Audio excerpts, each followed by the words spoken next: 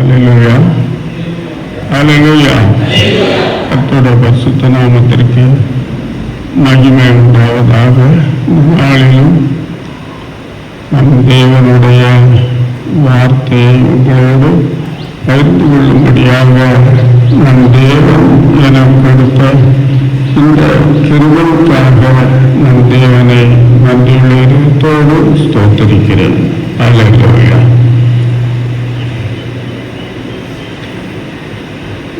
நீங்கள் எங்களுக்காக ஜெபிக்கிறீர்கள் என்பதை நான் முழுவதுமாக விசுவாசித்து அதற்காக என்னுடைய நன்றியை தெரிவித்துக் கொள்கிறேன்.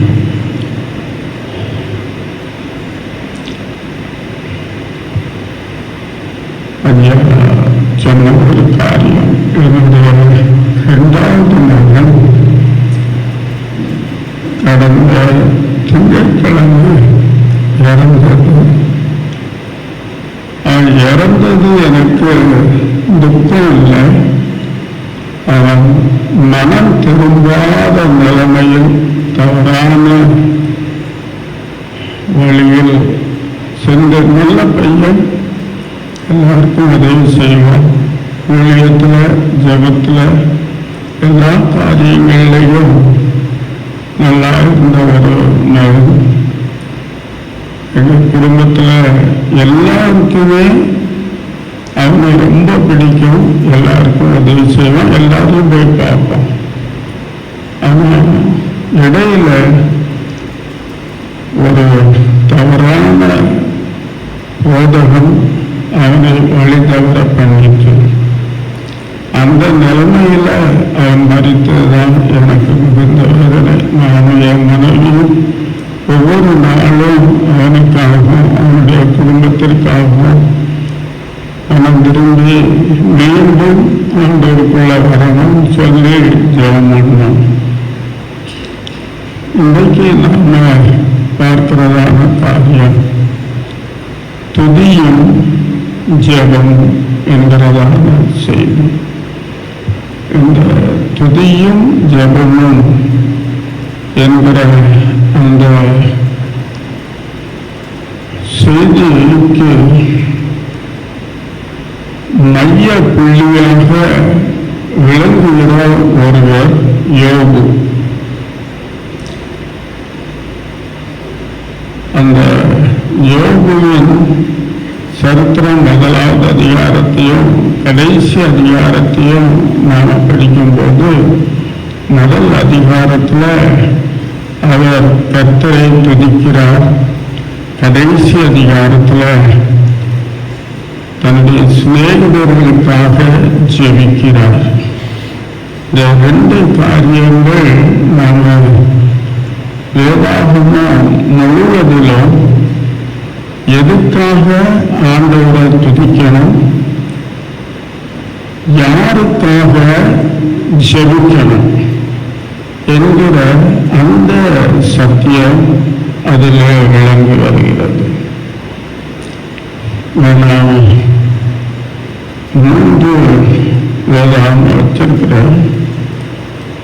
தமிழ், எபிரேய, ஜூவிஷ் நியூ டெஸ்டமெண்ட் சொல்லி இன்றைக்கு என் மக ரஞ்சினி வர்றதுக்கு இருந்ததுனால அவர்கிட்ட கேட்டேன், இங்கிலீஷ் பைபிள் கொண்டு வரியா, தமிழ் பைபிள் கொண்டு வரியா, அந்த இங்கிலீஷ் NIV கொண்டு வர்றேன் அப்படின்னா. அதனால KJV நான் எடுத்துட்டு வரல, அதனுடைய சாரத்தை மட்டும் சொல்லிடுறேன். இப்போ நாம வாசிக்கிற வேத பகுதி சங்கீதம் 103:1-2. எல்லாருக்கும் மனப்பாடமா தெரிஞ்சதான சங்கீதம். என் ஆத்மாவே கர்த்தரை ஸ்தோத்திரி, என் முழு உள்ளமே அவருடைய பரிசுத்த நாமத்தை ஸ்தோத்திரி. என் ஆத்மாவே கர்த்தரை ஸ்தோத்திரி, அவர் செய்த சகல உபகாரங்களையும் மறவாதே. இந்த என் ஆத்மாவே கர்த்தரை ஸ்தோத்திரி என்கிறதான அந்த வார்த்தை கிங் ஜேம்ஸ் வெர்ஷன் KJV-ல bless the Lord O my soul. நிறைய இடங்கள்ல கர்த்தரை துதிக்கக்கூடிய இடங்கள் எல்லாவற்றிலேயும் KJV-ல bless the Lord என்ற வார்த்தை 2003 அல்ல 4 என்னுடைய அந்த வருஷம் சரியா நினைவில்லை.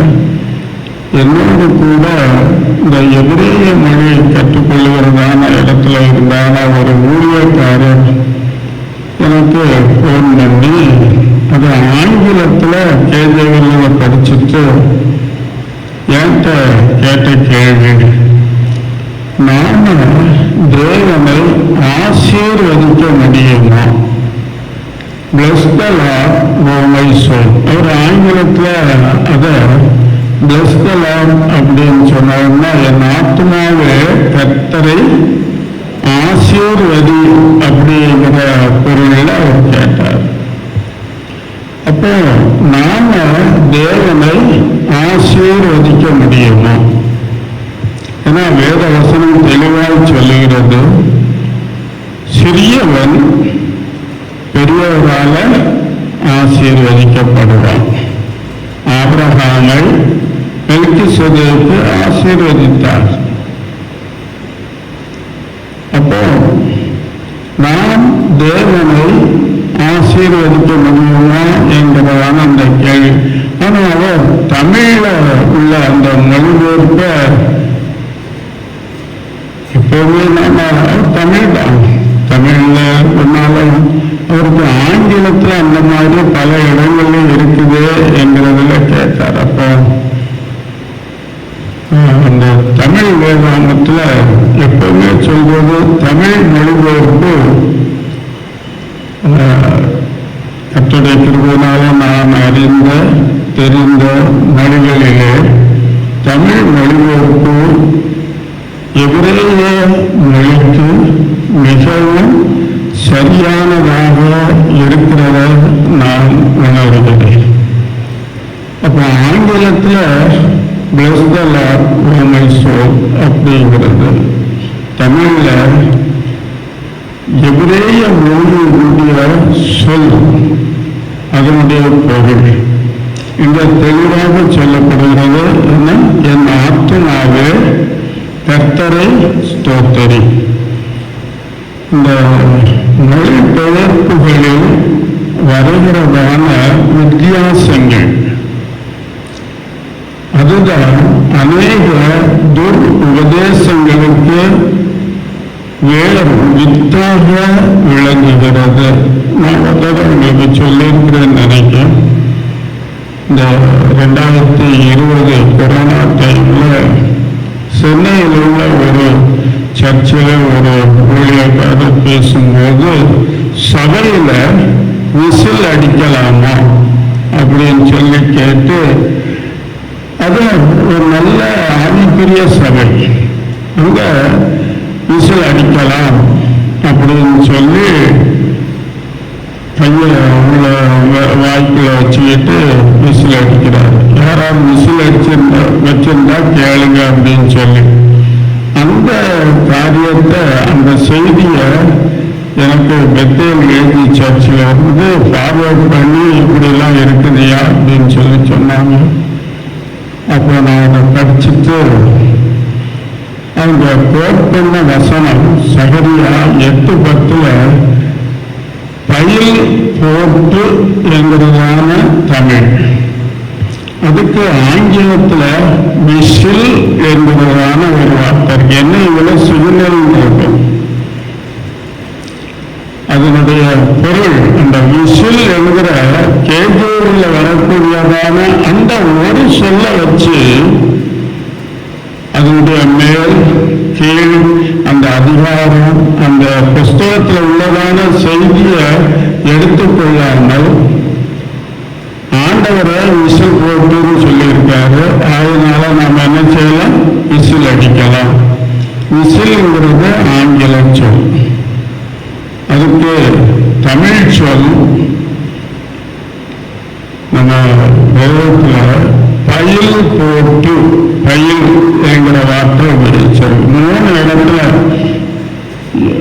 ஏசாயாவில் 2 இடத்துலையும், சகரியாவில் 1 இடத்துலையும், அந்த 3 இடத்துலையும் துரத்துண்டு போன இஸ்ரேல் ஜனங்களை நான் செய்கை காட்டி சீனல் போட்டு நான் கூட்டி சேர்ப்பேன் என்பதுதான் அது.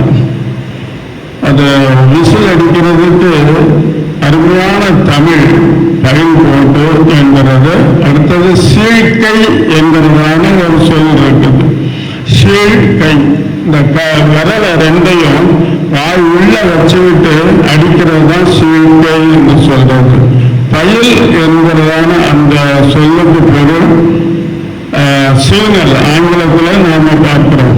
அது ரயில், பஸ்ஸு, ஃபுட்பால், வாலிபால் விளையாடுவது நேரத்தில் அவங்க அந்த விளையாட்டு கவனத்தில் இருப்பாங்கன்றதுக்காக சிக்னலுக்காக விசில் அடிக்கிறது.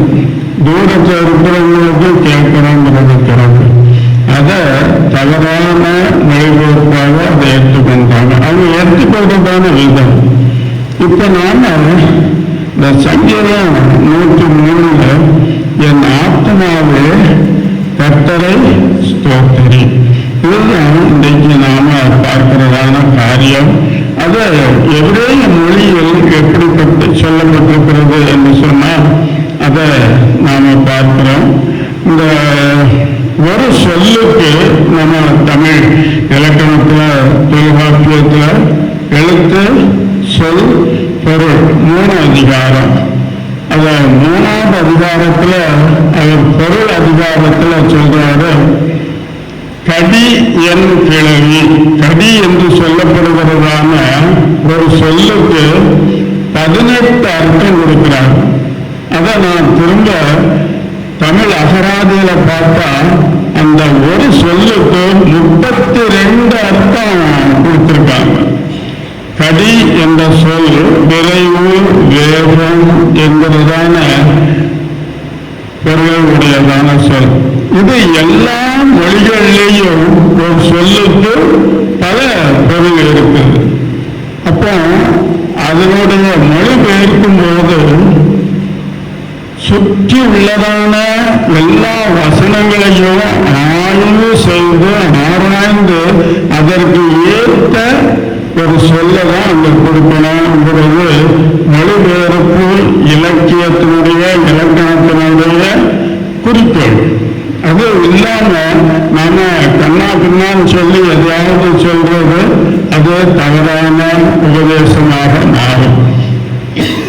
இப்ப முதலாவது அந்த சொல்லப்படுகிறதான வார்த்தை பாரூக் என்கிறதான எபிரேய மொழி. நமக்கு நல்லா தெரியும், நம்முடைய வேதாகமம் எழுதப்பட்டது எந்த மொழியில? எபிரேய மொழியில. கிரேக்க மொழியில எழுதின ஒரு சில நிருபங்கள், சுவிசேஷ புஸ்தகம், லூக்கா சுவிசேஷமும் அப்போஸ்தலர் நடபடிகளும் எபிரேயர் அல்லாத, யூதன், இஸ்ரவேல் என்று சொல்லப்படுகிற எபிரேயர் அல்லாத கிரேக்கன் எழுதினது. அதனால அது கிரேக்க மொழியில எழுதியிருக்கிறதுக்கு சாத்தியம் இருக்குது. அடுத்தபடியா சில நிருபங்களை அப்போஸ்தலன் பவுல் எழுதும் போது என் சொந்த கையெழுத்தாலேயே நான் உங்களை வாழ்த்துகிறேன் என்று சொல்லி கடைசியில முடிக்கும் போது அது எழுதுவார். அதனால மற்றவர்களை கொண்டு அவர் எழுத சொல்லி கடைசியில தான் எழுதினது என்பதை உறுதிப்படுத்துகிறதற்காக அதை அவருக்கு கிரேக் தெரியும். அவர் சொல்றாரு, எல்லாரை விட நான் நிறைய பாஷையை பேசுறேன் அப்படின்னு சொல்றார். எபிரேய மொழி தெரியும், கிரேக்க மொழி தெரியும், லத்தீன் மொழி தெரியும், ஏன்னா அராமைக்கும் தெரியும். அன்றைக்கு இயேசு இருந்ததான வாழ்ந்த நாட்களில் இந்த 4 மொழிகளும் இஸ்ரேல் தேசத்துல பேசப்பட்டது. ஆனால் தான் இயேசு சிலுவையில தொங்கும் போது அங்கே பிளாத்து எழுதி வச்சது 3 மொழிகள் எழுதி வச்சார். ஏன்னா அராமைக்கும் எபிரேய மொழியும் ஒரே எழுத்து ஒரே பொருளை உடையதான சொற்கள். ஆனால் சொல்லுகிறதான வித்தியாசங்கள் சில பேச்சுல கூட்டி குறைச்சி இருக்கும். அதை தானியலின் புஸ்தகம் எஸ்ராவின் புஸ்தகத்தை படிக்கும்போது எபிரேய மொழியில படிக்கும்போது சில பகுதிகள் அராமைக்கில் அங்கே எழுதியிருக்கு. தானியலின் புஸ்தகத்திலேயும் அதே போல அராமைக்கில் எழுதியிருக்கு. கொஞ்சம் வித்தியாசம். அதற்கு உதாரணமாக சொன்னா இயேசு சிலுவையில் சொல்லும்போது வசனங்கள்ல ஏலி ஏலி லாமா சபக்தானி என்று சொன்னார்.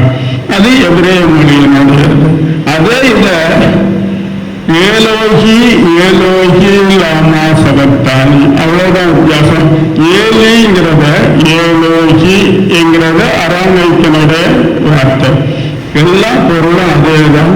அதனால பழைய ஏற்பாடு முழுவதும் எபிரேய மொழியில் எழுதப்பட்டது. புதிய ஏற்பாட்டில் 2 புஸ்தகங்கள் நிருபங்கள்ல ஒரு சில நிருபங்கள் கிரேக்க மொழியில எழுதப்பட்டது.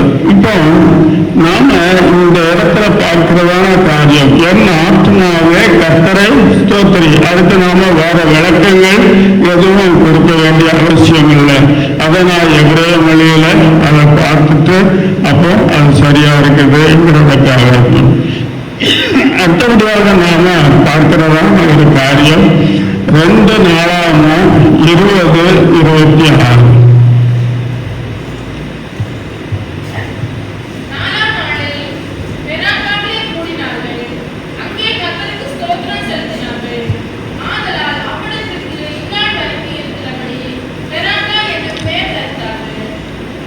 அங்கே இந்த சம்பவம் நமக்கு எல்லாருக்கும் நன்கு தெரிந்ததான சம்பவம் தான். அங்க கூடி தேவனை துதித்து ஆராதித்தார்கள். இந்த வார்த்தையினுடைய பொருளை நாம் புரிஞ்சுக்கிறதுக்காக ஒரு சில எதிரேய வார்த்தைகளை சொல்லி அதனுடைய பொருளை உங்களுக்கு சொல்லுறது. எத்தனை பேருக்கு இது எப்படி இருக்குன்னு தெரியல. ஆனா அந்த சொற்களினுடைய காரியங்கள் என்னை பொறுத்த வரையில எனக்கு அது மிகவும் உற்சாகத்தையும் ஒரு தெளிவான பொருளையும் பொறுத்தபடியினால் அதை நான் உங்களோடு பகிர்ந்து கொள்ளணும்னு சொல்லி ஆசைப்பட்டேன். முதலாவது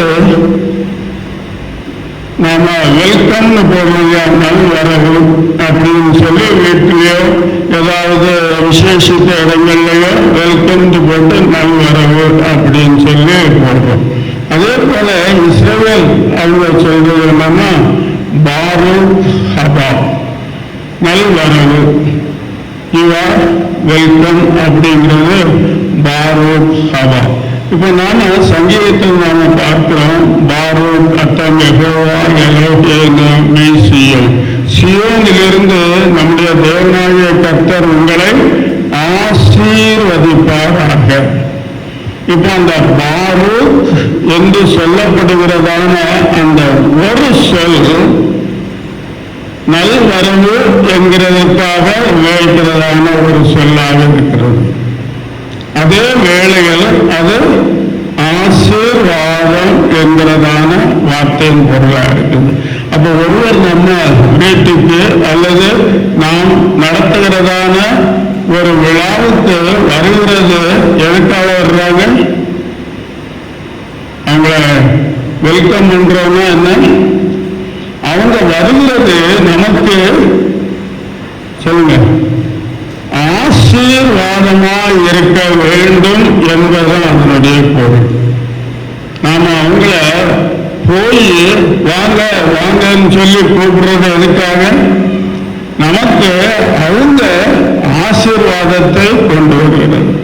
ஆண்டவர் இயேசு 2 சீஷர்களா ஊழியத்துக்கு அனுப்பும்போது நீங்க போங்க, போய் முதலாவது ஒரு வீட்டுக்கு போனீங்கன்னா ஒரு ஊருக்கு போனீங்கன்னா என்ன சொல்லுங்க? ஷாலோம், சமாதானம் உங்களுக்கு உண்டாவதாக. இயேசு உயிர்த்தெழுந்த பிறகு சீஷர்கள் அரை வீட்டுக்குள்ள இருந்தாங்க. அப்படி வீட்டுக்குள்ள யூதர்களுக்கு பயந்து ரூமை பூட்டிக்கிட்டு உட்கார்ந்துருந்தாங்க. இயேசு உள்ள போய் முதலாவது சொன்ன வார்த்தை என்ன? உங்களுக்கு சமாதானம் உண்டாவதாக, ஷாலோம் வாக்கம், உங்களுக்கு சமாதானம். அப்ப ஒருவர் நம்ம வீட்டுக்கு வர்றாங்கன்னு சொன்னா அது நமக்கு ஆசீர்வாதம், சமாதானத்தை கொடுக்கக்கூடியதான ஒரு காரியம். ஆகவே இந்த இடத்துல பாரூக் என்கிற சொல்லு வீட்டுக்கு முன்னால எழுதி வச்சோம்னு சொன்னா நமக்கு ஆசீர்வாதத்தை கொண்டு வருகிறதான ஒரு காரியம். இரண்டாவதாக பாரூக் என்கிறதான அந்த வார்த்தை பிளஸ்ஸிங், ஆசீர்வாதம், நல்வரவு. அடுத்தது ஆசீர்வாதம் என்கிறதான ஒரு காரியம். இப்ப நாம வாசித்த வேத பகுதியில 20-26 பெலாக்கா என்கிறதான ஒரு வார்த்தையை நாம் அங்க பார்க்கிறோம். முதலாவது அவங்க கூடி முன்னால அந்த இடத்துக்கு அந்த பெயர் கிடையாது. அவர்கள் பெராக்காவிலே கூடினார்கள் என்று சொல்லும் போது அது பின்னால எழுதப்பட்டது.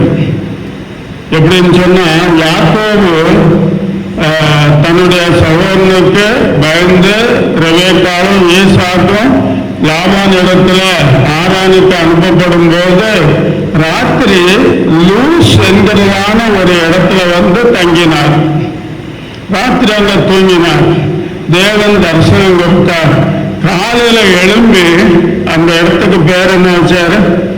பெத்தேல் என்று சொல்லி,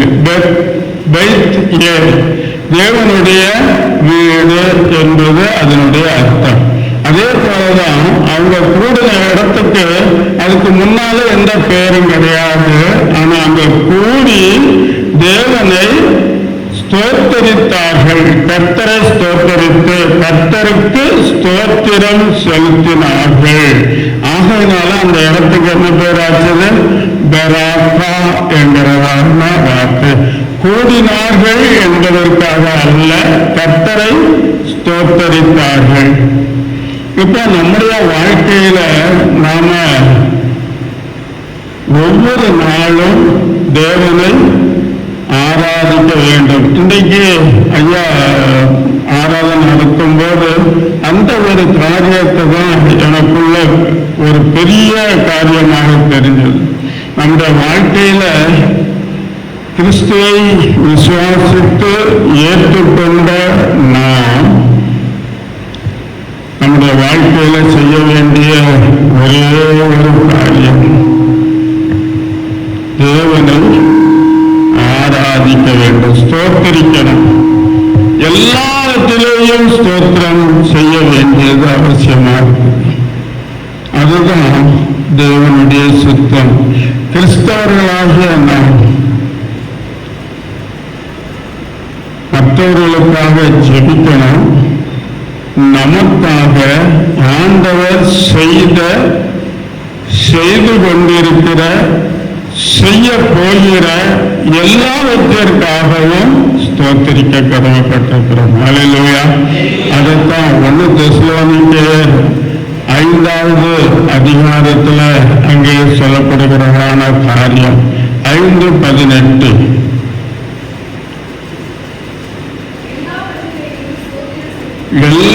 எல்லாவற்றிலேயும் ஸ்தோத்திரம் செலுத்துங்கள். அப்படி செய்வது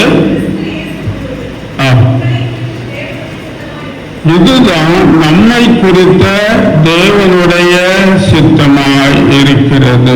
அல்லேலூயா. சில வருஷத்துக்கு முன்னால நான் ஜிப்சி மிஷன்ல இருக்கும்போது ஆந்திராவுக்கு போனோம். நானும் கூட ஆந்திராவில் உள்ளதான ஒரு சகோதரரும் போனோம்.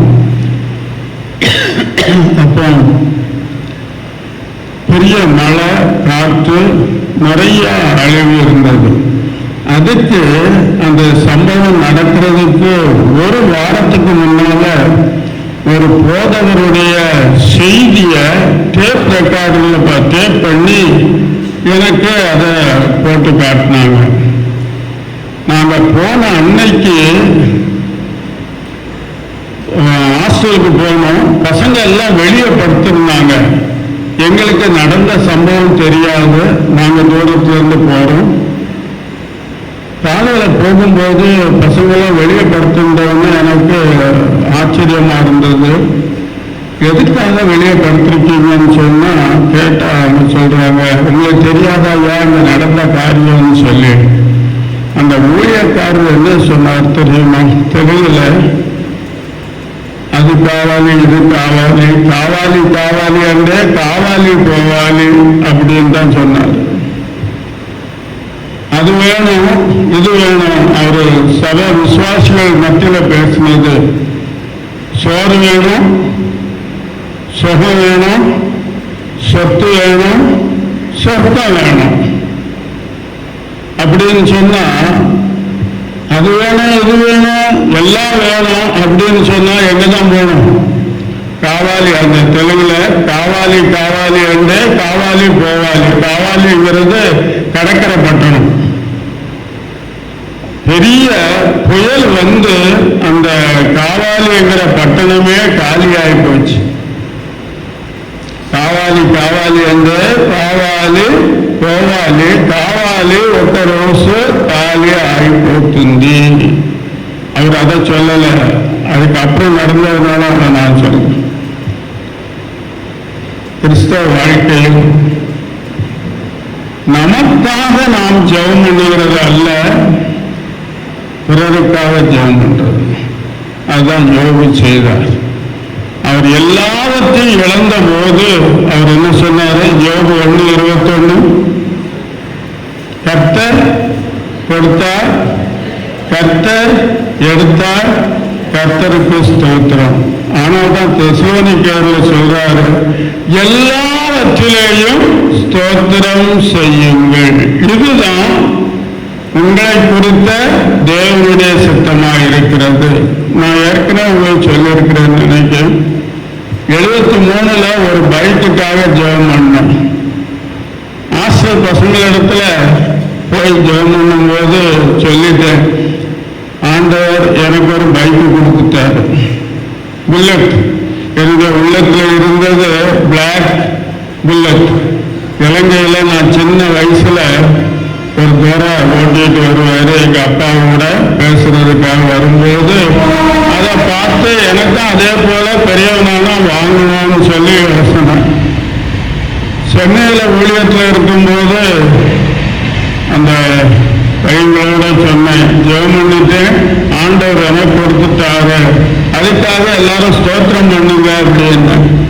பசங்க எல்லாம் ரொம்ப சந்தோஷமா அல்லேலூயா ஸ்தோத்திரம், அண்ணனுக்கு பைக்கு கொடுத்ததுக்காக, புல்லட் கொடுத்ததுக்காக அப்படின்னு சொல்லி ஜெபம் பண்ணி ஸ்தோத்திரம் பண்ணிட்டாங்க. ஜெபம் முடிஞ்ச உடனே, அண்ணன் எங்க வச்சிருக்கீங்க இந்த பைக்கை பார்க்கணும் அப்படின்னாங்க. நான் ஜெபம் பண்ணேன், ஆண்டவர் எனக்கு கொடுத்துட்டாரு, எப்போ நான் உபயோகிக்கணும்னு சொல்லும் போது அதை ஆண்டவர் எனக்கு கொடுப்பாரு அப்படின்னு சொன்னேன். நீங்க கொடுத்தானா அப்படின்ட்டாங்க. நான் அதை பத்தி யோசிக்கல. 74ல அந்தமானுக்கு போனோம். அங்க இருந்த ஒரு சகோதரன் புல்லட் வச்சிருந்தாரு. அவர் அமெரிக்கா போறதுக்கு முன்னால எங்க 2 பேரை, என்னையும் இன்னொரு ஊழியக்காரரையும் கூப்பிட்டு போய் நான் எப்படி ஓட்டுறதுன்னு சொல்லி உங்களுக்கு சொல்லுவேன், யார் அதை ஓட்டுறாங்களோ அவங்களுக்கு கொடுத்துருவேன் அப்படின்னு சொல்லிட்டு எங்க 2 பேரையும் கூப்பிட்டு போனாரு. கடற்கர ரோட்ல போனோம். எப்படி ஸ்டார்ட் பண்ணணும், எப்படி கியர் போடணும், எப்படி த்ராட்டில் கொடுக்கணும், எப்படி பிரேக் போடணுங்கிற எல்லாத்தையும் சொல்லிட்டாரு. இன்னொருவர் என்னை விட கொஞ்சம் வயசு கூடினவர், நீங்க முதல்ல எடுங்க அப்படின்னாங்க. நான் வாங்கினேன், சாவியை போட்டேன். அவர் சொன்னபடி எடுத்து ஒரு 2 கிலோமீட்டர் தூரம் வரைக்கும் ஓட்டிட்டு போயிட்டு திரும்ப வந்துட்டேன். அவர் கொடுக்குற நோக்கத்தோட சொல்லலை போயிருக்கு. நான் வண்டியை ஓட்டிட்டு போகும் அவர்கிட்ட சொல்லியிருக்கிறாரு, நான் ஓட்டிவிட மாட்டாருன்னு தான் நினைச்சேன், ஓட்டிட்டு போயிட்டாரு அப்படின்னு இருக்க. நான் வந்த உடனே நீங்க வண்டி ஓட்டுங்க அப்படின்னு அதை கேட்ட பிறகு அவருக்காக கொடுக்குற எண்ணத்தோட இல்லை அப்படின்னு சொல்லி, இல்லை நான் ஓட்டல, எனக்கு முடியாது அப்படின்ட்டார். கடைசியில் எனக்கும் கொடுக்கல, இன்னொருவருக்கு ஒத்துக்கிட்டு போயிட்டார். நான் அதுக்காக கவலைப்படலை, இப்படி பண்ணிட்டாரே அப்படின்னு சொல்லி 83 கனடாவில் இருந்து ஜிப்சி மிஷனாக இருக்கும்போது எனக்கு ஒரு லெட்டர் ஒரு அம்மா எழுதினாங்க. உனக்கு ஏதாவது வாகனம் ஊழியத்துக்கு போறதுக்காக இருக்குதா அப்படின்னு சொல்லி கேட்டாங்க. அப்போ என்கிட்ட சைக்கிளும் கிடையாது. நான் எழுதினேன், ஆண்டவர் கொடுத்தா அவருக்கு சித்தமானா நான் வாங்கிடுறேன். அப்போதான் நான் அங்கே மெட்ராஸில் ஜெர்மன்ல எனக்கு நான் வந்தது, ஆண்டவர் கொடுத்தா நான் உபயோகிக்கிறேன் அப்படின்னு சொல்லி எழுதினேன். பணம் அனுப்புனாங்க. அதுவும் உடனே வாங்கலை, 3 வருஷம் கழிச்சு தான் வாங்கினேன். காரணம், அந்த நிலைமையில ஜிப்சி மிஷன்ல பொருளாதார குறைவு. அதனால அந்த பணத்தை 19,000 ரூபாய் தான் அன்னைக்கு புல்லட் விலை. அதை ஊழியர்கள் உதவிக்கு கொடுத்துட்டு 3 வருஷம் கழிச்சு கொஞ்சம் காசு இருக்கும்போது நான் வாங்கினேன். 25 வருஷம் அதை உபயோகிச்சு. அல்லேலூயா. தமிழ்நாடு, பாண்டிச்சேரி, கர்நாடகா, ஆந்திரா, தெலுங்கானா, அந்த நாட்களில் ஆந்திராவில் சரியான பாதை கிடையாது. ஒரு ஃபுட் பம்ப் வச்சிருப்பேன், ஒரு டியூப் வச்சிருப்பேன், டூல்ஸ் எல்லாம் அதில் வச்சிருப்பேன். எங்கே ஏதாவது ஆனாலும் நான் அதை பார்த்து எடுத்துட்டு ஒரு 25 வருஷம் ஒரு நாளைக்கு குறைந்தபட்சம் 200 கிலோமீட்டர் வரைக்கும் ஓடிட்டு இருக்கும். கர்த்தருடைய பரிசுத்த நாமத்திற்கு மகிமை உண்டாகட்டும். 73 ஆண்டவரை ஸ்தோத்திரித்தேன். எனக்கு நீர் ஒவ்வொரு வண்டியை கொடுத்ததற்காக உங்க ஸ்தோத்திரம்னு சொல்லி எத்தனை வருஷம் காத்திருக்க வேண்டியிருக்கின்றது? 13 வருஷம் காத்திருக்க வேண்டியது. நான் அதுக்கு அதில் சிந்த வைக்கவே இல்லை. வாங்கணும், காசு சேர்க்கணும்னு சொல்லி நினைக்கல. ஆண்டவருக்கு ஸ்தோத்திரம். இன்றைக்கு வரைக்கும் கர்த்தர் கொடுத்தார், கர்த்தர் எடுத்தார், கர்த்தருக்கு ஸ்தோத்திரம். இதுதான் நம்முடைய கிறிஸ்தவ வாழ்க்கையினுடைய மானித்தரமான ஒரு காரியம். நாம் எல்லாவற்றிலேயும் நமக்கு ஏதாவது கிடைச்சா நமக்கு சந்தோஷம், ஆண்டவர் எனக்கு கொடுத்துட்டாருன்னு சொல்லுவோம். ஆனா நமக்கு கை கூடி வரலன்னு சொன்னா, என்ன ஆண்டவர் இவ்வளவு நாளும் ஜெபம் பண்ணி ஒண்ணுமே கிடைக்கல அப்படின்னு சொல்லி சோர்ந்து போகக்கூடாது. வேத வசனம் தெளிவாக சொல்லுகிறது, நமக்கு அறிவுறுத்துகிறது. கர்த்தரை துதிக்க வேண்டியதுதான் நம்முடைய கடமை. இஸ்ரவேல் ஜனங்களுக்கு ஒரு பெரிய ஜெயத்தை கொடுத்த ஆண்டவருக்கு எல்லாரும் கூடி அந்த இடத்தை கர்த்தரை துதித்தார்கள். அப்பொழுது அந்த இடத்திற்கு பெராக்கா என்ற பெயரை வைத்தார்கள். இந்த பெராக்கா என்கிறதான சொல்லுக்கு என்ன ஒரு பொருள் என்னன்னு சொன்னா, பாரக் என்கிறதான வார்த்தை, முழங்கால் படியிடுதல். அல்லேலூயா. நான் ஆராதிக்கும் போது என்னால உட்கார்ந்திருக்க முடியல.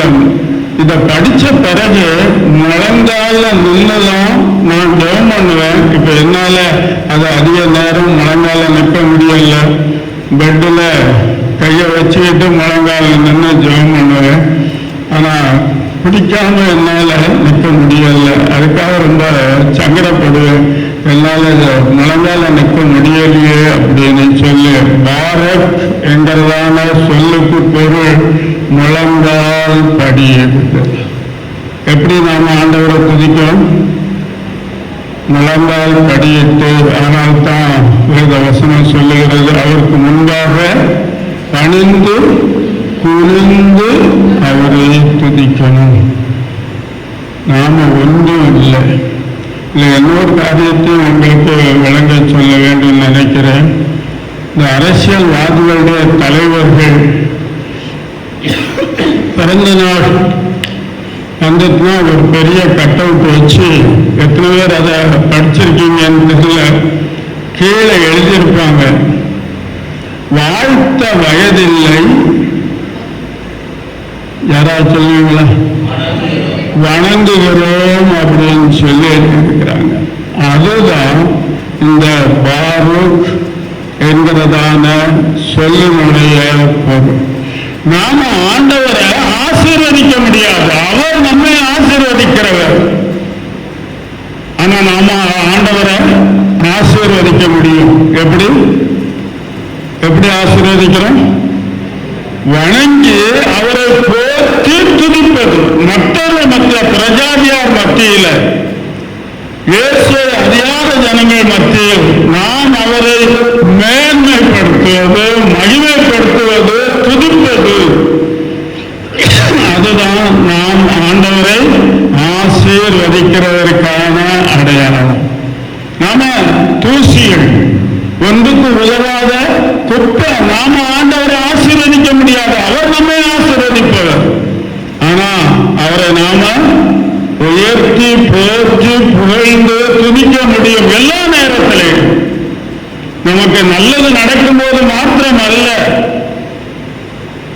நமக்கு என்ன நடந்தாலும் அது ஆண்டவருக்கு மகிமை உண்டாகுவதற்காக அதை நடக்கிறது.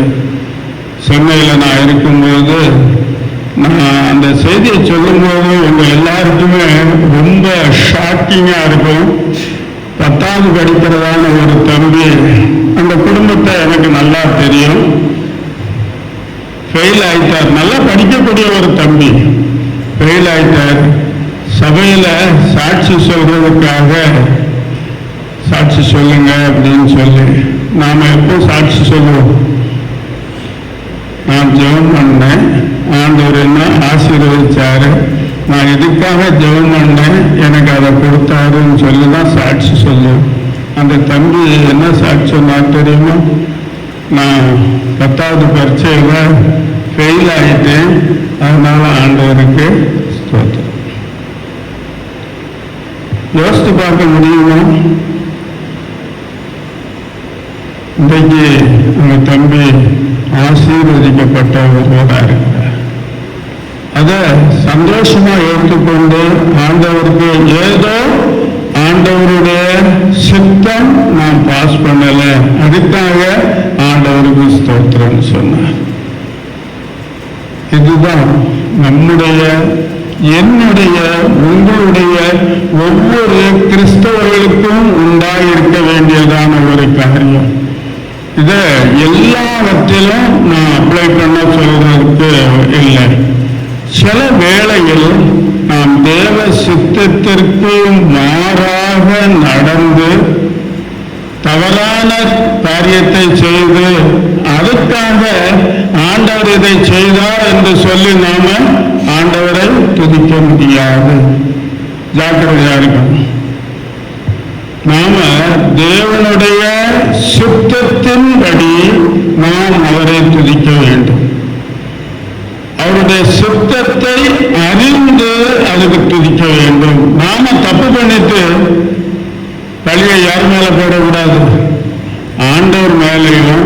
நிறைய பேர் போடுற பழி யார் மேல? பிசாசு மேல போடுறது. பிசாசு என்ன இப்படி செய்துட்டான். ஆனாலதான் யாக்கோபு நிருபத்துல 3 சோதனைகளை பற்றி சொல்றாரு. ஒண்ணு ஆண்டவர் கொடுக்கிறதான சோதனை, 2வது பிசாசு கொடுக்கிறதான சோதனை, 3வது என்ன சோதனை?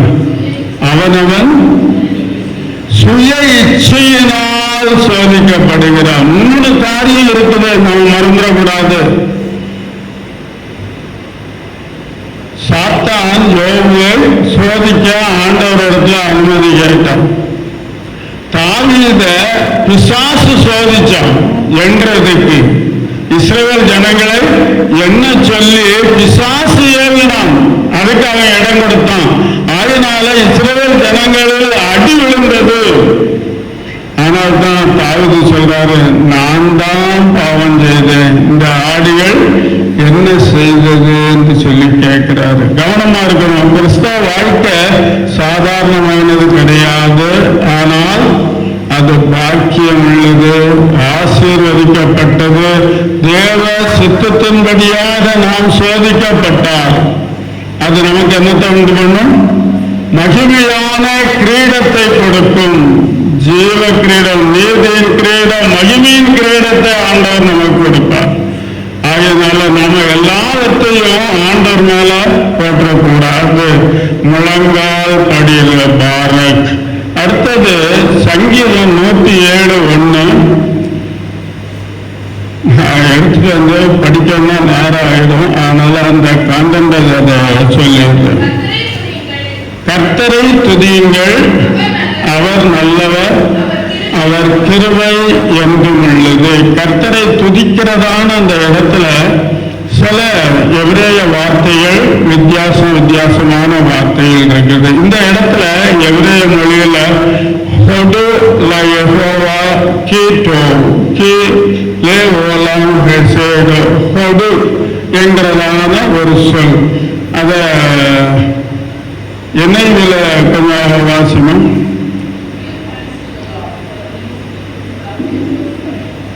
எனக்கு கேட்கல, எல்லாருக்கும் கேட்கணும். Give thanks unto the Lord. அப்படிதானே? Give thanks unto the Lord. இந்த ஹொடு என்ற ஒரு வார்த்தை give thanks என்கிறதான பொருளை உடையதான வார்த்தை. கர்த்தரை துதியுங்கள், ஹொடு லயஹோவா. அதை சொல்லுக்கு சொல் மொழிபெயர்த்தா கொஞ்சம் இதாகும். ஹொடு give thanks என்கிறது. லயஹோவா கர்த்தருக்கு ஸ்தோத்திரம் செலுத்துங்கள் என்று. ஹி என்கிறது ஏனென்றால் அவர் நல்லவர். அடுத்தது ஹி லே ஓலாம் ஹெசேடோ அவருடைய கிருபை என்றும் உள்ளது. அதை தமிழ்ல மொழிபெயர்க்கும் போது கர்த்தரை துதியுங்கள், அவர் நல்லவர், அவர் கிருபை என்றும் உள்ளது என்று சொல்லப்படுகிறது. ஹொடு என்கிறதான வார்த்தை அங்கு சொல்லப்படுகிறது. Give thanks. அது 107 சங்கீதம் 107:1 அதே வார்த்தை தான் சொல்லி இருக்குது. அதே தான் 1 தெசலோனிக்கர் 5:18 ஹொடு அல் ஹக்கோல் எல்லாவற்றிலேயும் கர்த்தருக்கு ஸ்தோத்திரம் செலுத்துங்கள் என்று எபிரேய மொழியிலே அங்க சொல்ல. தமிழ்ல அருமையா அது மொழிபெயர்க்கப்பட்டிருக்கிறது. எல்லாவற்றிலும் ஹொடு அல் ஹக்கோல் எல்லாவற்றிலும். ஹக்கோல்ங்கிறது எபிரேய மொழியில சொல்லப்படுவதான வார்த்தை. எல்லாவற்றிலும் அதை நாம பிரிக்க முடியாது. நல்லது கெட்டது எப்படின்னு சொல்லி அது ஒன்றும் பிரிக்க முடியாது. அடுத்தபடியாக நாம பார்க்கிறதான காரியம் 2 கொரிந்தியர் 9:15. தேவன் அருளிய சொல்ல முடியாத ஈவுக்காக அவருக்கு ஸ்தோத்திரம். அது எபிரேய மொழியில சொல்லும் போது தோடா என்கிறதான வார்த்தை அங்க உபயோகப்படுத்தப்பட்டிருக்குது. தோடா என்கிறதான வார்த்தை. இது சாதாரணமா ஒருவர் நமக்கு ஒரு காரியத்தை செய்யும் போது நாம பிரதிபலனா சொல்லப்படுறது தோடா ராபா அப்படின்னா தேங்க்யூ வெரி மச், ரொம்ப நன்றி என்று சொல்லுகிறதான வார்த்தை. நன்றி சொல்லுகிறது. நாம் தேவனை துதிக்க வேண்டும், ஆராதிக்க வேண்டும், போற்றி புகழ வேண்டும், அவருக்கு தன மகிமை செலுத்த வேண்டும். அவருக்கு என்ன சொல்லணும்? நன்றி சொல்லணும். நாங்கள் பிரெஞ்சு மிஷினரி கூட கூடுதலா நாங்களும் ஒரே குடும்பமா ஒரே இடத்துல ஒரே டேபிள்ல மேசையில் உட்கார்ந்து சாப்பிடுவோம். அவங்ககிட்ட இருந்து கற்றுக்கொண்டதான ஒரு பாடம், பிள்ளைக்கு சாப்பாடை வச்சாலும் மெர்சி பொக்கு மம்மி அப்படிம்பாங்க. பிரெஞ்சில் மெர்சி பொக்கு நன்றி, தேங்க்ஸ் வெரி மச் அப்படிம்பாங்க. Thank you very much. குழம்பு ஊற்றினாலும் அதுக்கு ஒரு தேங்க்ஸ். 2வது சாப்பாடு கேட்டாலும் பிள்ளை யாருக்கு சொல்றது? கொடுக்கிற தாய்க்கு சொல்றது தேங்க்ஸ். சாப்பாட்டு மேஜையில ஒவ்வொன்றுக்கும் தேங்க்ஸ், மெர்சி பொக்கு மெர்சி பொக்கு மெர்சி பொக்குன்னு சொல்லி எங்க மண்டை மூளை எல்லாம் மெர்சி ஆயிருக்கு, மெர்சி புக் ஆகி போச்சு. அதுல பஸ்ல டிக்கெட்டை காசை கொடுத்து டிக்கெட் வாங்கினாலும் நான் தேங்க்ஸ் சொல்லுவேன். எந்த ஒரு காரியத்தில் அவங்க சில்லறை காசு கொடுத்தாலும் தேங்க்ஸ் சொல்லுவேன். ஆண்டவருக்கு நாம சொல்லக்கூடாதா? நன்றி சொல்லணுமா சொல்ல வேண்டாமா? தேவன் அருளிய சொல்லி முடியாத ஈவுக்காக அவருக்கு ஸ்தோத்திரம். நாம நன்றி சொல்லுகிறதான காரியம். அடுத்த ஜெபம் என்ற காரியத்துக்கு வருவோம். யோபின் புஸ்தகம் 42:10.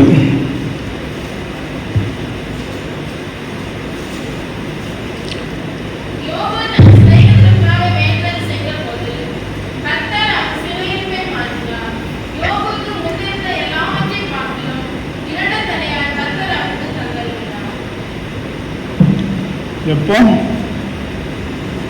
அவருடைய சிநேகிதர்களுக்காக வேண்டிக் கொள்ளும் போது அப்போஸ்தலன் பவுல் நிருபங்கள்ல கூடுதலாக எழுதுகிறது, நாங்கள் உங்களுக்காக ஜெபம் பண்றோம், நீங்க எனக்காக ஜெபம் பண்ணுங்க. இயேசுவை இரட்சகராக ஏற்றுக்கொண்டு பரிசுத்த ஆவியின் அபிஷேகத்தை பெற்று ஆவிக்குரிய வாழ்க்கையை வாழ்ந்து கொண்டிருக்கிறதான நாம நமக்காகவே ஜெபம் பண்ணிட்டு இருக்கு. எனக்கு அது வேணையா, இது வேணையா இல்லை. நமக்கு எல்லாமே ஆண்டவர் கொடுத்திருக்கிறாரா, கொடுக்கலையா? வாசிப்போம். எபேசியர் 1:3.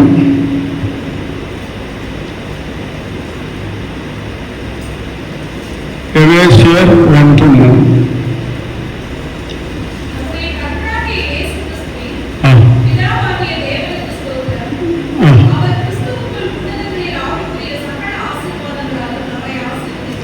உன்னதங்களில் உள்ள சகல ஆசீர்வாதங்களினாலும் நம்மை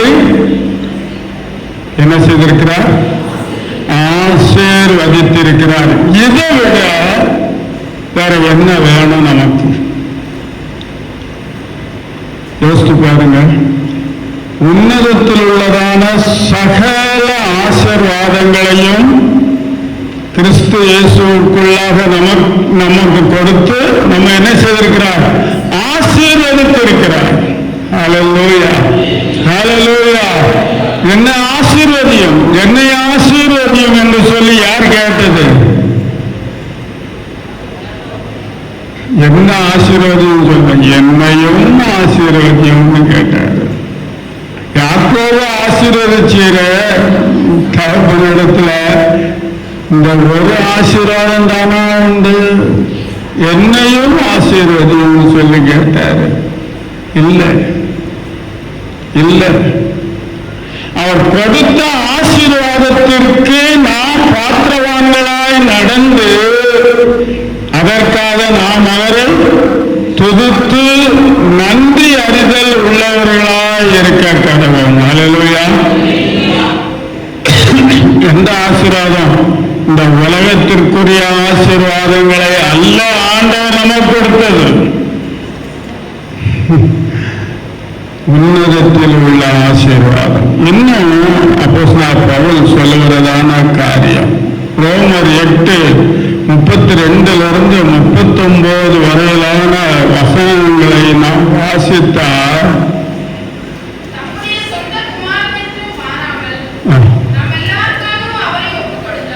நம்முடைய தேவனாகிய கர்த்தர் யெகோவாகிய தேவன் நமக்காக தன்னுடைய ஒரே பேரான குமாரனை கொடுத்து அவரை இந்த பூமியிலே மனுக்குலத்திற்காக மரிக்க செய்து ரத்தம் சிந்தி மரித்து நித்திய ஜீவனை கொடுக்கும்படியாக அனுப்பினாரே. வாசிங்க. ஹல்லேலூயா, ஹல்லேலூயா, ஹல்லேலூயா. அவரே கொடுத்திருக்கும் போது, தன்னுடைய ஒரே பேரான குமாரனாகிய இயேசுவை கொடுத்திருக்கும் போது இதை விட வேற விளக்கம் சொல்ல வேண்டிய அவசியமே இல்லை. எனக்கு சோத்தத்தாரும் சுகத்தத்தாரும் சொத்தத்தாரும் சொர்க்கத்தாரும் நமக்கு என்ன கொடுத்திருக்கிறாரு? ஆவிக்குரிய சகல விதமான ஆசீர்வாதங்களையும் கிறிஸ்து இயேசு மூலமா அவரை கொடுத்திருக்கிறார். நான் எனக்காக எப்பவுமே தேவ சமூகத்தில் ஜெபம் பண்றதில்லை.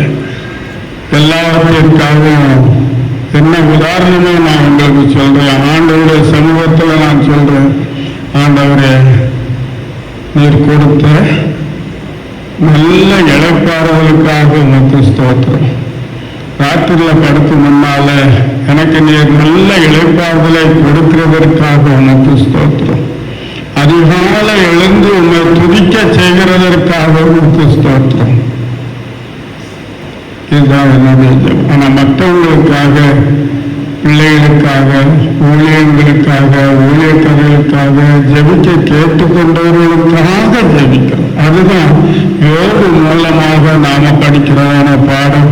அப்போஸ்தலனாகிய பவுல் ஒவ்வொரு கடிதத்திலேயும் நிருபத்திலேயும் சொல்றாரு, நாங்க உங்களுக்காக ஜெபம் பண்றோம், நீங்க எங்களுக்காக ஜெபம் பண்ணுங்க. ஒரு சமயத்துல சகோதரன் என்னுடைய கசின் சாம் ஜபத்துல ஒரு செய்தியில் சொன்னார். பரலோகத்தில் ஒரு நாள் உபவாசம், ராத்திரிக்கு நல்ல வாசனை உள்ள உணவு, பெரிய மேஜை போட்டு ஒருவர் கண்ட தரிசனத்தை அவர் சொன்னார். எல்லாரும் வரிசையா நாற்காலியை போட்டு உட்கார்ந்து வலது கையில ஒரு நீள அகப்பைய கரண்டிய கெட்டி விட்டுட்டாங்க. எல்லாரும் உட்கார்ந்து அவ்வளவு தூரத்துல சாப்பாடு இருக்குது, எடுத்து அவங்க சாப்பிட முடியாது இல்லையா? அதே போல நகரத்திலேயும் ஒரு பெரிய கூட்டம், அதே போல எல்லாரும் கையிலையும் அகப்பையை கெட்டி விட்டாச்சு, கரண்டியை கெட்டி விட்டாச்சு. இவங்க ஒருவர் எடுத்து அப்படியே கோரி கை நடக்க முடியாது இல்லையா? அப்படியே எடுத்து இப்படியே கொண்டு போனா அங்க இருக்கிறவருடைய வாய்க்கு போகுது, அவரு சாப்பிட. பக்கத்தில் இருக்கிறவரு அடுத்த ஆளு எடுத்து கொடுக்க, ஒவ்வொருவரும் எடுத்து கொடுத்து அத்தனை பேரும் திருப்தியா சாப்பிட்டாங்க. நரகத்திலையும் அதே போல மேசை போட்டு கரண்டியை கட்டி விட்டாச்சுது. ஒருவர் எடுத்த உடனே அவருக்கு மடக்கி கொண்டு வர முடியல.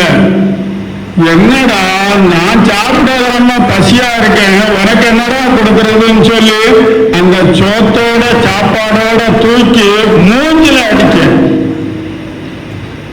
அத்தனை சாப்பாடு வீணா போச்சு, பட்டினியா போனாங்க. இது அவர் சொன்னதான ஒரு காரியம். என்ன தரிசனம் எப்படிங்கிறது தெரியாது. அது நாம சாதாரண நினைச்சு பார்த்தா, நாம மற்றவர்களுக்கு உதவி செய்தால் மற்றவங்க நமக்கு உதவி செய்வாங்க. அதுதான் நாம ஜெபிக்கிறதான ஜெபம். நாம மற்றவர்களுக்காக ஜெபித்தால், மற்றவர்கள் நமக்காக ஜெபிக்கும் போது ரெண்டு பேரும் ஆசீர்வதிக்கப்படுகிறோம். ரெண்டு பேருடைய காரியத்தையும் ஆண்டவர் வெற்றிகரமான ஜீவியம் செய்வதற்கு அது ஆதாரமாக இருக்கிறது. அப்படியான நமக்காக நாம ஜெபம் பண்ணிட்டு இருக்க வேண்டிய அவசியம் இல்லை. அதுக்காக நமக்கான காரியங்களுக்காக துதிக்கணும், மற்றவர்களுக்காக ஜெபிக்கணும். இதுதான் ஆண்டவர் என கற்றுக் கொடுத்ததான பாடம். அதைத்தான் நான் உங்களோட சொல்லியிருக்கான காரியமா இருக்குது. இந்த வசனத்தை தந்த தேவனுக்கு நன்றியுள்ளவர்களோடு ஸ்தோத்திரிக்கிறேன். ஹல்லேலூயா. ஒரு பாடலை மட்டும், எனக்கு என்னோடு கூட பைபிள் ஸ்கூலில் படித்த நாங்கள் ரெண்டு பேரும் ரெட்டை பிள்ளைகள் மாதிரி இருந்தோம். வலசையிலிருந்து ஊழியத்துக்கு வரும்போது ரெண்டு பேருமா வந்தோம்.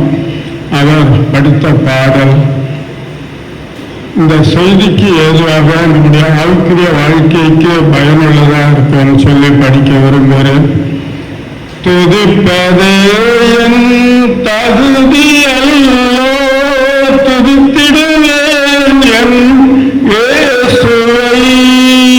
துதிப்பதே என் தகுதியல்லோ, துதித்திடுவேன் என் இயேசுவை. வேதம் நிறைந்த இதயம் தந்தார், ஜெபம் நிறைந்த நேரம் தந்தார். வேதம் நிறைந்த இதயம் தந்தார், ஜெபம் நிறைந்த நேரம் தந்தார். கண்ணீர் நிறைந்த கண்ணை தந்தார், கருணை நிறைந்த கரங்கள் தந்தார். துதிப்பதே என் தகுதியல்லோ, துதித்திடுவேன் என் இயேசுவை. மனதில் நிறைந்த மகிழ்ச்சி தந்தார், பார்வை நிறைந்த தூய்மை தந்தார். மனதில் நிறைந்த மகிழ்ச்சி தந்தார், பார்வை நிறைந்த தூய்மை தந்தார். சிந்தனை நிறைந்த ஊழியம் தந்தார், செயல் நிறைந்த திட்டங்கள் தந்தார். துதிப்பதே என் தகுதியல்லோ, துதித்திடுவேன் என் இயேசுவை. ஆபத்து நேரத்தில் அடைக்கலம் தந்தார், பலவீன நேரத்தில் பலன் தந்தார். ஆபத்து நேரத்தில் அடைக்கலம் தந்தார், பலவீன நேரத்தில் பலன் தந்தார். செய்தி நேரத்தில் தூது தந்தார், பாடிய நேரத்தில் பரவசம் தந்தார். துதிப்பதே என் தகுதியல்லோ, துதித்திடுவேன் என் இயேசுவை. சாட்சி நிறைந்த ஜீவியம் தந்தார், சத்தியம் நிறைந்த சபை தந்தார். சாட்சி நிறைந்த ஜீவியம் தந்தார், சத்தியம் நிறைந்த சபை தந்தார். இயேசுவில் நிறைந்த ஞானம் தந்தார், ஒளி நிறைந்த வழி நிறைந்தார். துதிப்பதே என் தகுதியல்லோ, துதித்திடுவேன் என் இயேசுவை. துதிப்பதே என் தகுதியல்லோ, துதித்திடுவேன் என் இயேசுவை. அல்லேலூயா. நம்முடைய தேவனாகிய கர்த்தர் உங்களில் ஒவ்வொருவரையும் ஆசீர்வதித்து தேவனை துதிக்கும் உதடுகளை, உள்ளத்தை எல்லாவற்றிலேயும் தேவனை துதித்து மற்றவர்களுக்காக வேண்டுதல் செய்து நாம் ஒருவர் வாரத்தை ஒருவர் சுமந்து இப்படியே கிறிஸ்துவின் பிரமாணத்தை நிறைவேற்றுமாக ஆண்டவர் உங்களை ஆசீர்வதிப்பாராக. ஆமென். 2 கண்களைப் போல உள்ள காரியத்தை இந்த நாளிலே நம்மோடு கூட ஐயா பகிர்ந்து கொண்டாங்க. துதித்தலும் ஜெபித்தலும் இதுதான் பவுல் அப்போஸ்தலர் பல இடங்களில் சொல்லியிருக்காங்க. நீங்கள் ஒன்றுக்கும் கவலை கொள்ளாமல் எல்லாவற்றையும் ஸ்தோத்திரத்தோடு கூட எனக்கு தெரியப்படுத்துங்கள், துதியுங்கள், ஜெபியுங்கள். இந்த காரியத்தை நம்ம அறிந்திருக்கிறோம். அதில் கொஞ்சம் குறைவுள்ளவர்களாக இருக்கிறோம். அதாவது நம்மளுடைய தேவைகள் சந்திக்கப்படாத கூட கொஞ்சம் துதி குறைஞ்சிருது. ஆனால் எல்லா வேலைகளிலும் கர்த்தரை துதிப்போம், பலவீனத்துக்காக துதிப்போம். கர்த்தர் பலன் தருமா, தேவன் தாமே நம்ம அப்படிப்பட்ட ஒரு துதியின் ஆவியினாலும் தூய ஆவியினாலும் நடப்பாராக. எல்லாரும் தலை தாழ்ந்து தேவன் நோக்கி பார்ப்போம். தொடர்ந்து நீங்க உங்கள் ஜெபங்களிலும் ஐயாவை அவருடைய குடும்பத்தை நீங்க நினைத்துக் கொள்ளும்படியா அன்பாக கேட்டுக்கொள்ளும். நல்ல அன்புடைய நல்ல வெள்ளைக்காய் சோதரம் எங்களுக்கு ஞாபகப்படுத்தின அந்த நல்ல காரியங்களுக்காக நன்றி சாமி. எல்லாவற்றிற்காக நாங்கள் ஸ்தோத்திரத்தை ஏற்க எக்காலும் உண்மை துதிக்க கர்த்தர் எங்களுக்கு உதவி செய்யுங்க.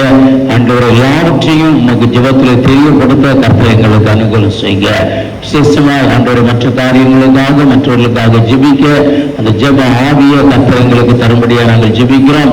இந்த நல்ல வேலையிலும் செய்து கொடுத்த ஐயாவுக்காக ஜெபிக்கிறோம். நீரை கூட இருந்து நல்ல ஆரோக்கியத்தை, நல்ல கிருபைய, நல்ல இழைப்பாறுதலை மாத்திரமல்ல நல்ல ஆறுதலை கர்த்தர் அவருக்கு தந்து நடத்துங்க. தொடர்ந்து உங்களுடைய வார்த்தைகளை ஆண்டவரை மற்றவர்களுக்கு சொல்லும்படியான ஆண்டவரை இதற்கான பாதைகளை கர்த்தர் திறந்து தாங்க. ஆண்டவர் நல்ல ஆரோக்கியத்தை தந்து நடத்துங்க. கர்த்தர் தாமே அப்படியா நீங்கள் செய்வதற்காக நன்றி. இந்த நல்ல வேலையா எல்லாரும் வாயில திறந்து ஆண்டவரை ஸ்தோத்தரிப்போம். கொடுத்த இந்த வார்த்தைகளுக்காக நன்றி சுவாமி.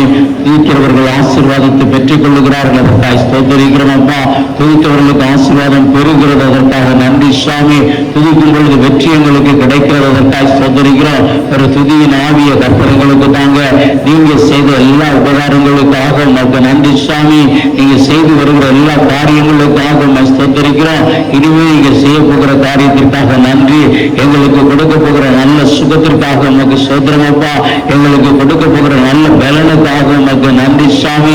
எங்களுக்கு கொடுக்க போகிற நல்ல வருமானத்தின் பாதைக்காக ஸ்தோத்தரிக்கிறோம். நல்ல ஆசீர்வாதத்திற்காக ஸ்தோத்தரிக்கிறோம். பிள்ளைகளுக்கு கொடுக்கிற ரட்சிப்புக்காக ஸ்தோத்தரிக்கிறோமப்பா. பிள்ளைகளுக்கு கொடுக்கிற நல்ல எதிர்காலத்திற்காக நன்றி தகப்பனே உமக்கு சோதரம். தொடர்ந்து பிள்ளைகளா எப்படியா நாங்கள் சோதரித்து கடந்து செல்ல உதவி செய்ய வந்த ஒருவரையும் பேர் பேராய் ஆசீர்வதிங்க. குடும்பத்தை ஆசீர்வதிங்க. இயேசு கிறிஸ்துவின் நாமத்தில் குடும்பத்தில் காணப்படுகிற எல்லா பலவீனங்களும் சுகவீனங்களும் அகன்று போகும்படியா ஜெபிக்கிறோம். அந்த சுகவீனங்களை பலவீனங்களை கொண்டு வந்து போராடுகிற பொல்லாத ஆவிகள் அந்தகார வல்லமைகளை கர்த்தரை அகற்றி போடுங்க சாமி. நன்றி தேவனே நமக்கு சோத்திரம். எல்லா பலவீன கட்டுகளும் சத்துருவின் கட்டுகளும் கர்த்தர் இயேசுவின் நாமத்தில் அருந்து போகும்படியா ஜெபிக்கிறோம். கர்த்தரை கூட இருக்க கையின் பிரயாசங்களை ஆசீர்வதிங்க. ஆண்டவரை பாத்திரம் நிரம்பு வெளியும்படியா ஆசீர்வாதத்தால் நிரப்புங்க சாமி. நன்றி தேவனே நமக்கு சோத்திரம். பொருளாதாரத்தில் ஆசீர்வாதத்தாங்க. பொருளாதார சிக்கல்களை எல்லாம் கர்த்தர் மாற்றித்தாங்க. உன்னால் கூடாத அதிசயமான காரியம் அல்ல. உண்மை மகிமைப்படுத்த முடியாது. என்னுடைய பிள்ளைகளை சகலத்திலும் ஆசீர்வதிக்க முடியாது. நான் இயேசு கிறிஸ்துவின் நாமத்தில் ஜெபிக்கிறோம். பிள்ளைகளுடைய ஜெபத்தை கேட்டு வேண்டுதலை கேட்டு கர்த்தர்களுடைய விருப்பங்கள் எல்லாவற்றையும் நிறைவேற்றி உடைய நாமத்தை மகிமைப்படுத்துங்க. உடைய பிள்ளைகளை மகிழ பண்ணுங்க. உடைய சட்டையின் மறைவில் வந்த உறவை பேர் பேராய் குடும்பமாக ஒப்புக் கொடுக்கிறோம். கூட இருந்து பாதுகாத்து பராமரித்து ஆசீர்வதித்து மகிழ பண்ணும்படியாய் இயேசு கிறிஸ்துவின் நாமத்திலே ஜெபிக்கிறோம் நல்ல பிதாவே. ஆமென். என் ஆத்மாவே கர்த்தரை சோஸ்திரி, என் முழு உள்ளமே நாமத்தை சோஸ்திரி. என் ஆத்மாவே கர்த்தரை சோஸ்திரி, கர்த்தர் செய்த சகல பவார்களையும் மறவாதே. ஆமென். நம்முடைய கர்த்தராகிய இயேசு கிறிஸ்துவின் கிருபையும் பிதாவாகிய தேவனுடைய அன்பும் பரிசுத்தாவின் அன்பு ஐக்கியமும் சந்தோஷமும் சமாதானமும் நம்மளோடு கூட இன்றும் என்று சதாகாலம் உண்டாயிருப்பதாக. ஆமென். அல்லேலூயா, அல்லேலூயா, அல்லேலூயா. சோத்திரம்.